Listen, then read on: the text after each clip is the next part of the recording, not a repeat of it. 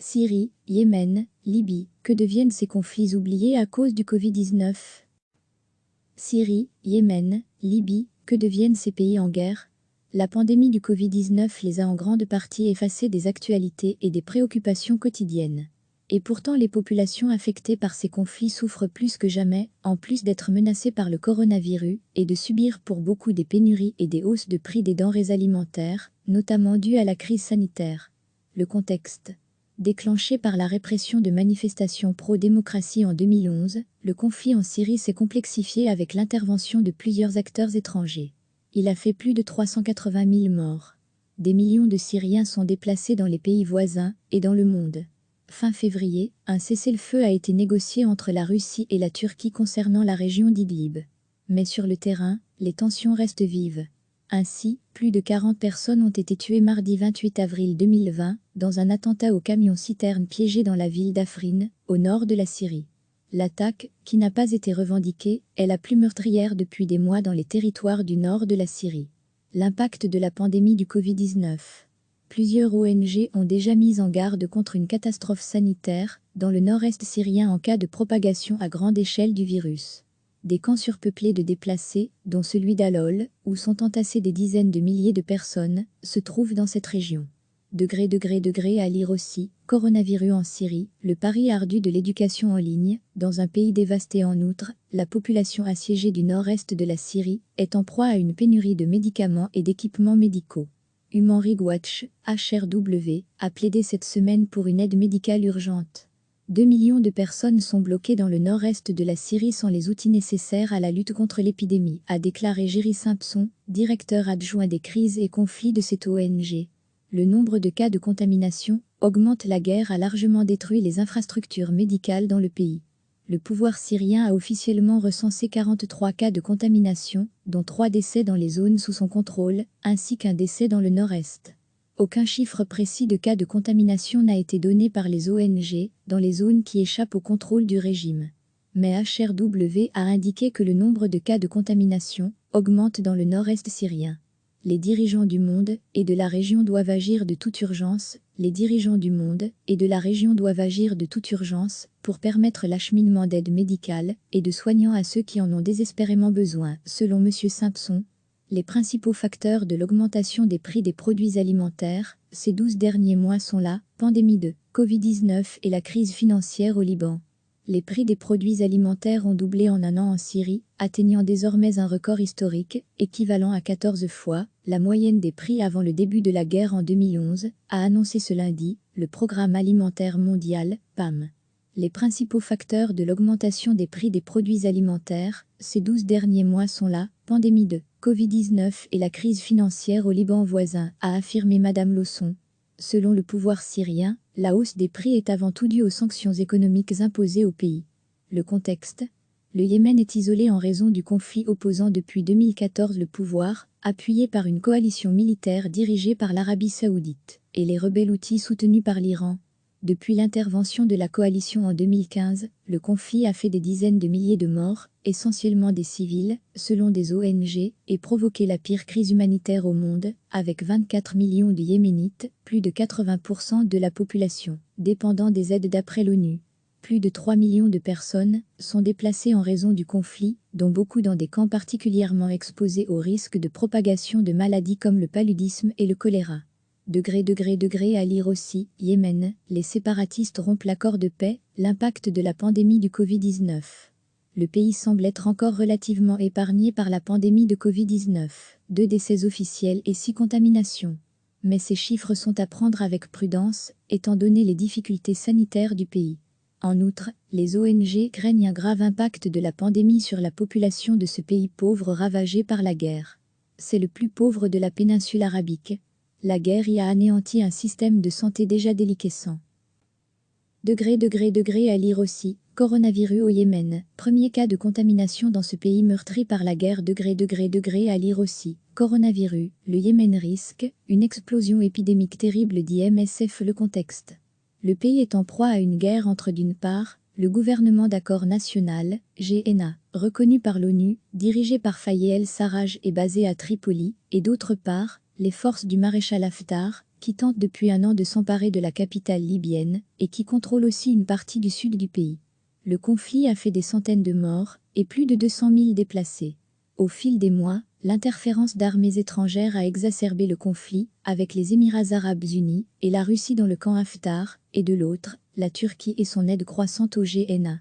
Le 24 avril, l'ONU et l'Union européenne ont appelé les deux camps rivaux en Libye à une trêve pour le mois de jeûne musulman du Ramadan. Mais les combats n'ont pas cessé au sud de Tripoli. Degré à lire aussi, en Libye, un an de guerre fratricide, et le pire est à craindre l'impact de la pandémie du Covid-19. Il y aurait un mort et une vingtaine de contaminations en Libye, mais ces chiffres sont difficiles à vérifier, comme pour les autres pays en guerre. Pour limiter la propagation du nouveau coronavirus, le gouvernement d'union nationale avait annoncé mi-avril un couvre-feu pendant 10 jours, dans les régions sous son contrôle dans l'ouest libyen. Ainsi à Tripoli, les habitants étaient seulement autorisés à sortir, à pied le matin, notamment pour pouvoir faire leurs courses. Mais exaspérés par la guerre et les pénuries, de nombreux Tripolitains étaient peu enclins à respecter ces mesures du confinement. Des voitures continuaient de circuler, notamment dans les banlieues où les policiers sont peu nombreux, voire totalement absents, pour veiller à l'application du confinement. En outre, ces mesures ont également provoqué des files d'attente devant les commerces, propices à la propagation du virus. Le Conseil de sécurité de l'ONU prévoit de réclamer aux belligérants dans des conflits dans le monde 90 jours de pause humanitaire, dans un projet de résolution lié à la pandémie de Covid-19. L'objectif est de permettre l'acheminement de l'aide humanitaire en toute sécurité, sans entrave et de façon durable, la fourniture de services connexes par des acteurs humanitaires impartiaux.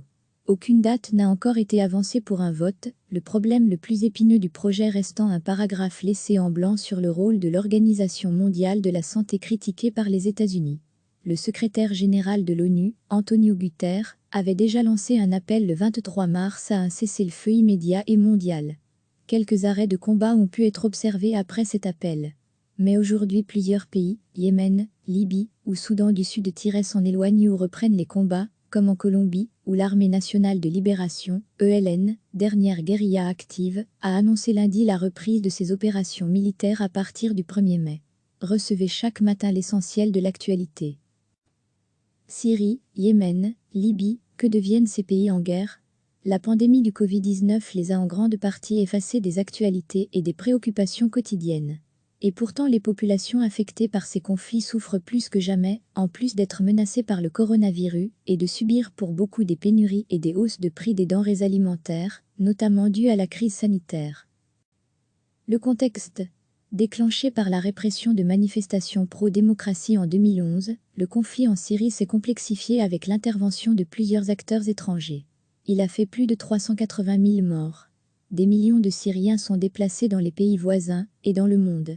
Fin février, un cessez-le-feu a été négocié entre la Russie et la Turquie concernant la région d'Idlib. Mais sur le terrain, les tensions restent vives. Ainsi, plus de 40 personnes ont été tuées mardi 28 avril 2020 dans un attentat au camion-citerne piégé dans la ville d'Afrin, au nord de la Syrie. L'attaque, qui n'a pas été revendiquée, est la plus meurtrière depuis des mois dans les territoires du nord de la Syrie. L'impact de la pandémie du Covid-19. Plusieurs ONG ont déjà mis en garde contre une catastrophe sanitaire dans le nord-est syrien en cas de propagation à grande échelle du virus. Des camps surpeuplés de déplacés, dont celui d'Al-Hol, où sont entassés des dizaines de milliers de personnes, se trouvent dans cette région. Degré à lire aussi, coronavirus en Syrie, le pari ardu de l'éducation en ligne, dans un pays dévasté en outre, la population assiégée du nord-est de la Syrie est en proie à une pénurie de médicaments et d'équipements médicaux. Human Rights Watch, HRW, a plaidé cette semaine pour une aide médicale urgente. 2 millions de personnes sont bloquées dans le nord-est de la Syrie sans les outils nécessaires à la lutte contre l'épidémie, a déclaré Jerry Simpson, directeur adjoint des crises et conflits de cette ONG. Le nombre de cas de contamination augmente. La guerre a largement détruit les infrastructures médicales dans le pays. Le pouvoir syrien a officiellement recensé 43 cas de contamination, dont 3 décès dans les zones sous son contrôle, ainsi qu'un décès dans le nord-est. Aucun chiffre précis de cas de contamination n'a été donné par les ONG dans les zones qui échappent au contrôle du régime. Mais HRW a indiqué que le nombre de cas de contamination augmente dans le nord-est syrien. Les dirigeants du monde et de la région doivent agir de toute urgence, les dirigeants du monde et de la région doivent agir de toute urgence pour permettre l'acheminement d'aide médicale et de soignants à ceux qui en ont désespérément besoin, selon M. Simpson. Les principaux facteurs de l'augmentation des prix des produits alimentaires ces 12 derniers mois sont la pandémie de Covid-19 et la crise financière au Liban. Les prix des produits alimentaires ont doublé en un an en Syrie, atteignant désormais un record historique, équivalent à 14 fois la moyenne des prix avant le début de la guerre en 2011, a annoncé ce lundi le Programme alimentaire mondial, PAM. Les principaux facteurs de l'augmentation des prix des produits alimentaires ces 12 derniers mois sont la pandémie de Covid-19 et la crise financière au Liban voisin, a affirmé Madame Lawson. Selon le pouvoir syrien, la hausse des prix est avant tout due aux sanctions économiques imposées au pays. Le contexte. Le Yémen est isolé en raison du conflit opposant depuis 2014 le pouvoir, appuyé par une coalition militaire dirigée par l'Arabie saoudite, et les rebelles houthis soutenus par l'Iran. Depuis l'intervention de la coalition en 2015, le conflit a fait des dizaines de milliers de morts, essentiellement des civils, selon des ONG, et provoqué la pire crise humanitaire au monde, avec 24 millions de Yéménites, plus de 80% de la population, dépendant des aides d'après l'ONU. Plus de 3 millions de personnes sont déplacées en raison du conflit, dont beaucoup dans des camps particulièrement exposés au risque de propagation de maladies comme le paludisme et le choléra. À lire aussi, Yémen, les séparatistes rompent l'accord de paix. L'impact de la pandémie du Covid-19. Le pays semble être encore relativement épargné par la pandémie de Covid-19, 2 décès officiels et 6 contaminations. Mais ces chiffres sont à prendre avec prudence, étant donné les difficultés sanitaires du pays. En outre, les ONG craignent un grave impact de la pandémie sur la population de ce pays pauvre ravagé par la guerre. C'est le plus pauvre de la péninsule arabique. La guerre y a anéanti un système de santé déjà déliquescent. À lire aussi, coronavirus au Yémen, premier cas de contamination dans ce pays meurtri par la guerre. À lire aussi, coronavirus, le Yémen risque une explosion épidémique terrible dit MSF. Le contexte. Le pays est en proie à une guerre entre d'une part, le gouvernement d'accord national, GNA, reconnu par l'ONU, dirigé par Faye el-Sarraj et basé à Tripoli, et d'autre part, les forces du maréchal Haftar, qui tentent depuis un an de s'emparer de la capitale libyenne, et qui contrôlent aussi une partie du sud du pays. Le conflit a fait des centaines de morts, et plus de 200 000 déplacés. Au fil des mois, l'interférence d'armées étrangères a exacerbé le conflit, avec les Émirats arabes unis, et la Russie dans le camp Haftar, et de l'autre, la Turquie et son aide croissante au GNA. Le 24 avril, l'ONU et l'Union européenne ont appelé les 2 camps rivaux en Libye à une trêve pour le mois de jeûne musulman du Ramadan. Mais les combats n'ont pas cessé au sud de Tripoli. À lire aussi, en Libye, un an de guerre fratricide, et le pire est à craindre l'impact de la pandémie du Covid-19. Il y aurait un mort et une vingtaine de contaminations en Libye, mais ces chiffres sont difficiles à vérifier, comme pour les autres pays en guerre. Pour limiter la propagation du nouveau coronavirus, le gouvernement d'union nationale avait annoncé mi-avril un couvre-feu pendant 10 jours, dans les régions sous son contrôle dans l'ouest libyen. Ainsi à Tripoli, les habitants étaient seulement autorisés à sortir, à pied le matin, notamment pour pouvoir faire leurs courses. Mais exaspérés par la guerre et les pénuries, de nombreux Tripolitains étaient peu enclins à respecter ces mesures du confinement. Des voitures continuaient de circuler, notamment dans les banlieues où les policiers sont peu nombreux, voire totalement absents, pour veiller à l'application du confinement.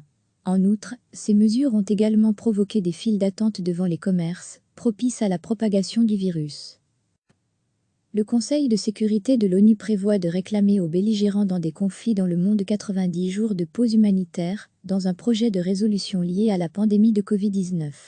L'objectif est de permettre l'acheminement de l'aide humanitaire en toute sécurité, sans entrave et de façon durable, la fourniture de services connexes par des acteurs humanitaires impartiaux.